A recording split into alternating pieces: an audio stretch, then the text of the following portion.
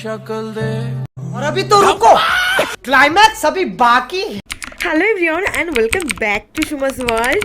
So today is our day 3 and we are going to North Sikkim. So basically তোমরা আগের দুটো পার্টে দেখতে পেয়েছো যে আমরা গ্যাংটক ঘুরে ফেলেছি আর ইস্ট সিকিম কভার করে ফেলেছি। তো এবার পালা হলো আমাদের থার্ড ডে নর্থ সিকিম যাওয়ার পালা। এখানে আমরা রেডি হয়ে পোজ দিয়ে ফটো তুলতে শুরু করেছি আর ওদিকে লাগেজ তোলা হচ্ছে।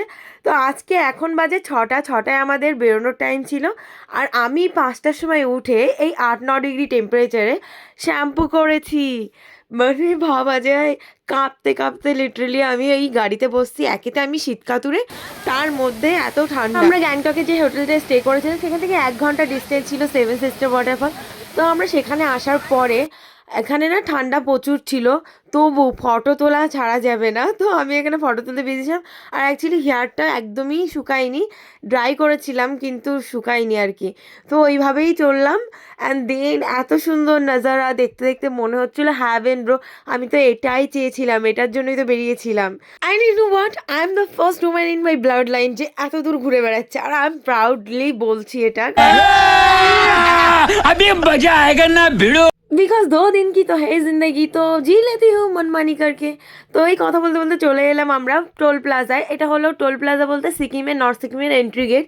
ওখান থেকে আমাদেরকে সব ডকুমেন্টস দেখানোর পর, ভোটার কার্ড, আইডি প্রুফ দেখানোর পরে আমাদের ওখান থেকে ঢুকতে দেবে। So everyone, I told you, এই ট্রিপটা থেকে আমি একটা জিনিস অন্তত শিখেছি, আমি না আমরা সবাই, যে অ্যাডভেঞ্চার কাকে বলে, সারভাইভ করা কাকে বলে, সব কিছু শিখে ফেলেছি এই ট্রিপটা থেকে। মানে তোমার লাইফে তুমি যদি অ্যাডভেঞ্চার করতে যাও নর্থ সিকিম চলে যাও। আর নর্থ সিকিম যাওয়ার রাস্তাগুলো এত জঘন্য যে গাড়িগুলো, আমি এখানে ক্যামেরা হোল্ড করতে পারছিলাম না, ট্রাইপড জাস্ট ভেঙে যাওয়ার মতো অবস্থা হচ্ছিল।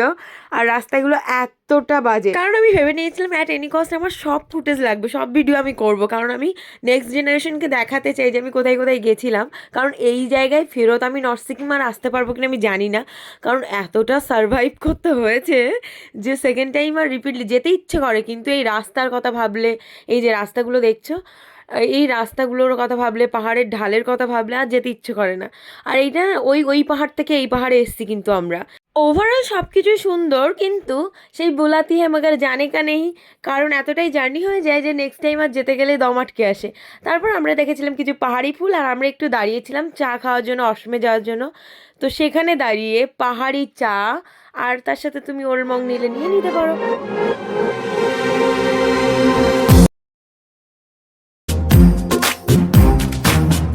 আর এই ভিডিওগুলো আমার অনেক দিনের স্বপ্ন ছিল যে হায় রামা, ওই এই ইশকে হায় এই সংটা আমি শ্যুট করবো, অ্যান্ড করেওছি। And honestly speaking that after watching this video my relatives will likes.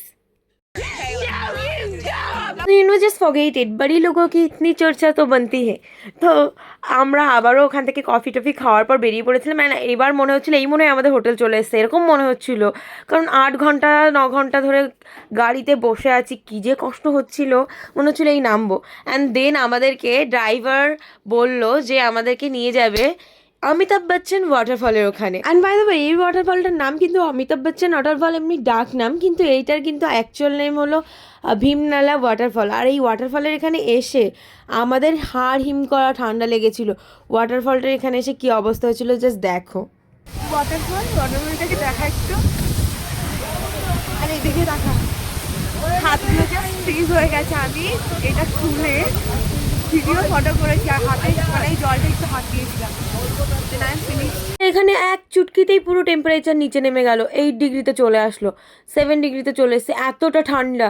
And then আস্তে আস্তে আমরা হোটেলের দিকে যাচ্ছিলাম আর এখানে হরিণ দেখতে পেয়েছিলাম, কিন্তু ক্যামেরায় আসেনি ড্রাইভারের মুন্ডুর জন্য। তো তারপরে আমরা অ্যাট লাস্ট হোটেলে গিয়ে পৌঁছালাম। অ্যান্ড আমাদের সাথে না ড্রাইভার ভাইয়া, উনি আমাদের সাথে আর কি করছিল যে এই পৌঁছে গেছি, ওই জন্য লাস্ট ফাইনালি হোটেলে পৌঁছালেও আমরা বিশ্বাসই করছিলাম না যে এটা আমাদের হোটেল। আর হোটেলটা তোমরা অলরেডি দেখে নিয়েছো যে অনেক ইনফ্লুয়েন্সার চলে গেছে, আগে আমরা গেছিলাম, হ্যাঁ, তারপরে ইনফ্লুয়েন্সাররা গেছে এই হোটেলে। একদম নতুন ঝা চকচকে হোটেল ছিল। পরে হোটেলটা তোমাদেরকে ঘুরে দেখাবো, তার আগে বলি হোটেলের অপোজিটের যে ভিউটা আছে সেই ভিউটা আমরা তো রাতেরবেলায় দেখতে পাইনি, শুধু বিএসএফ ক্যাম্পটুকু দেখতে পেয়েছিলাম। আর ওখানে ওয়াটারফলের আওয়াজ আসছিলো, তো ভাবছিলাম ওয়াটারফল আছে, আর একটা রিভার থাকতে পারে, এটুকু এনাফ। অ্যান্ড দেন আমরা মর্নিংয়ে তোমাদেরকে দেখাবো যে কেমন ছিল ভিউটা। তো চলো এবার রুম ট্যুরটা দেওয়া যাক, কারণ এর আগে দুটো ব্লগে আমি রুম ট্যুর দিতে পারিনি। তো এইবার দেখো এরকমই সিমিলারই ছিল আমাদের হোটেলগুলো। আর এই রুমগুলো ছিল আমাদের প্যাকেজের মধ্যে ইনক্লুডেড। তো আমাদের রুমগুলো সত্যি খুবই ভালো ছিল, নিট অ্যান্ড ক্লিন ছিল। তো তারপরে ফার্স্ট অফ অল আগে বাথরুমে গিয়ে আমরা দেখছিলাম গিজার ঠিক আছে কিনা, কারণ 5 ডিগ্রিতে নেমে গেছে টেম্পারেচার। এতটা ঠান্ডা লাগছিল, মনে হচ্ছিল এবার দুটো খেতে দাও ঘুমিয়ে পড়বো, আর কিচ্ছু চাই না। এত মাথা ধরেছিল, মানে পুরো হ্যাংওভার হয়েছিলাম, কারণ 8-9 ঘন্টা জার্নি করেছি। তার মধ্যে মাঝখানে ফটো ভিডিও তুলে আমরা টায়ার্ড ছিলাম। তারপর সবাই সবার ফ্যামিলিকে ভিডিও কল করে দেখাচ্ছিলাম রুমটা কত সুন্দর ছিল। আর তারপরে এখানে আমি তো ভাবছিলাম যে ডিনার কখন দেবে তার ঠিক নেই, আমরা একটু স্ন্যাক্স খেয়ে নিই। তো স্ন্যাক্সে আমরা ম্যাগি অর্ডার করেছিলাম, তাও বিএসএফ ক্যাম্প থেকে আনা হয়েছিল।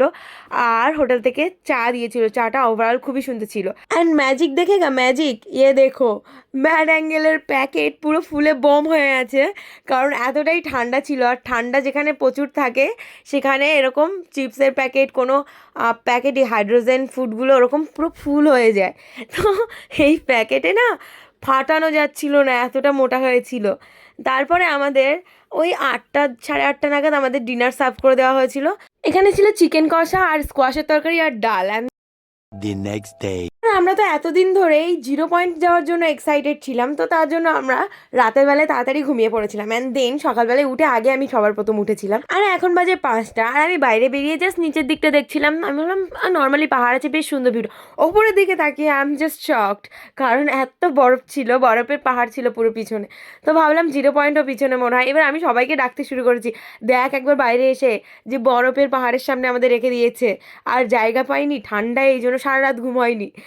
তো তারপরে আমাদের বলা হয়েছিল 6টার সময় আমাদের হোটেল থেকে বেরোতে হবে, ব্রেকফাস্ট গাড়িতেই করতে হবে। অ্যান্ড দেন আমরা ঝটপট রেডি হয়ে যাই। অ্যান্ড আমি সরপ্রাইজ রেডি হয়ে বাইরে বেরিয়ে একটু শ্যুট করছিলাম। আর এখানে গরম চা দিয়ে গেছিলো, এতটা খেতে ভালো লাগছিলো, কিন্তু মিনিটেই ঠান্ডা হয়ে যাচ্ছিলো। আর এখানে কিন্তু সত্যি কথা বলতে আমার ভীষণই ঠান্ডা লাগছিলো, তবু ঢং করে তো ফটোগুলো তুলতে হবে, কারণ এতদিনের ড্রিমগুলো ফুলফিল হচ্ছে, এটার তো ফায়দা ওটাতেই হবে। অ্যান্ড দেন আবারও আমি জ্যাকেট ট্যাকেট পরে পুরো এবার যাওয়ার জন্য রেডি। আর আজকের এক্সাইটমেন্ট ছিল টপ লেভেলের, কারণ আমরা যাচ্ছি 0 পয়েন্টে ইয়ামথাম ভ্যালিতে। তো এখানে মৌপিয়া দেখো ওয়াইন ঢালার জন্য গ্লাস নিয়েছিল, কারণ শ্যুট করবো। আর সঞ্চিতাও রেডি। আর এখানে রূপসা এখনও রেডি হয়নি, জুতো পরছে। আর এখানে আমি বমির ট্যাবলেট খাচ্ছি যাতে বমি না হয়। আর তারপরে কেউ তো জানালা খুলতে দিচ্ছিল না, এত ঠান্ডা। তো তার মধ্যে আমার গরম জল খাবো, ঠান্ডা করতে পারছি না, তো বাইরে রেখেছি, জাস্ট 2 মিনিটেই ঠান্ডা হয়ে গেছে। টেকনোলজিয়া, তো টেকনোলজি কাজ করেছে। অ্যান্ড আমার জলটা ঠান্ডা হয়েছে, আমি এবার খাবো। আর এখানে আমরা বুট টুট আগে থাকতে নিয়ে নিয়েছিলাম হোটেল থেকে।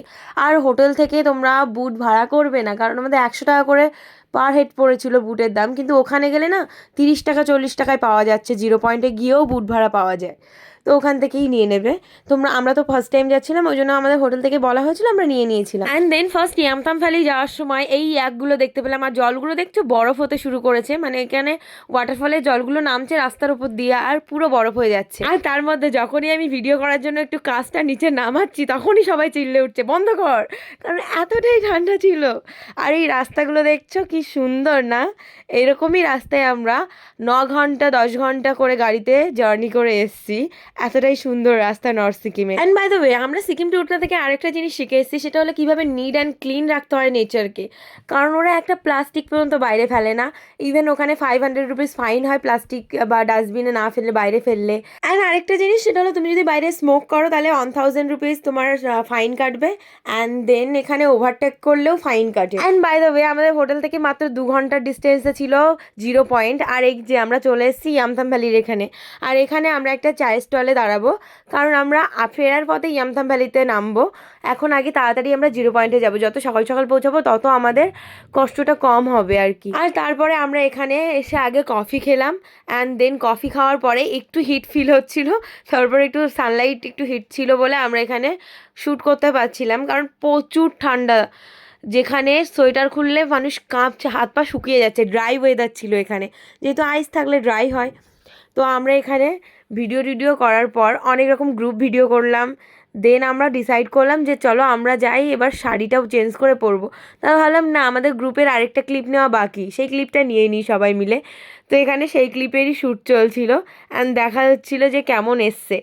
আর এখানে সানলাইটটা এমনভাবে হিট করছিল, সবার একদম নিট অ্যান্ড ক্লিন পিকচার এসছে এখানটায়, খুবই সুন্দর দেখতে হয়েছে। এতক্ষণ তো ঢেকে ঢুকে 2-3টে প্যান্ট পরেছিলাম, এবার তো আসলি মজার, কারণ ঠান্ডায় শিফনের শাড়ি পরবো, পরে বরফে যাব, নাক দিয়ে জল পড়ছে এবার। আর আমরা তো সবাই এক একটা মাস্টার ক্লাস করে রেখেছি শাড়ি পরায়, কারণ শাড়ি পরাই ঠিকঠাক হচ্ছিল না। অ্যান্ড দেন অ্যাট লাস্ট সবার শাড়ি পরা হলো। হাই হাই নজর না লাগ যায় মুঝে, ইতনা সুন্দর লাগ রही थी मैं। তো তারপরে নিজের থেকে নিজেই কমপ্লিমেন্ট দিচ্ছিলাম, এতটা ভালো লাগছিলো। দেন আমরা যাবো এবার 0 পয়েন্টে, and stay tuned for my next blog, because ওই ব্লগটা হলো আমার লাইফের ড্রিম কাম ট্রু ব্লগ, এতটা সুন্দর ব্লগ। সবাইকে টাটা।